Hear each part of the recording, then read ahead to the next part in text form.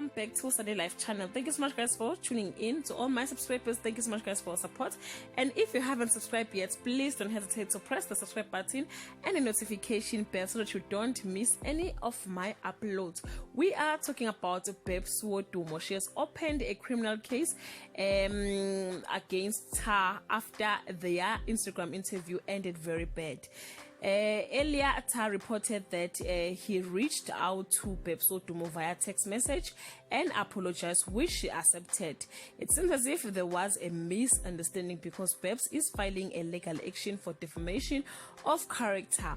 After the allegation went viral, Babes' team denied the allegation, and speaking to Sunday Sun, Babes explained why she decided to take the legal route.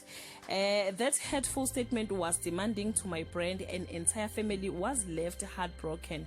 So we decided with my manager to take the legal action, said Babes. The case, guys, was opened at Westville Police Station and investigation is underway. I still think Tha was really out of line. Leave your comment, guys, below and share your thoughts if you think there was a need for legal action.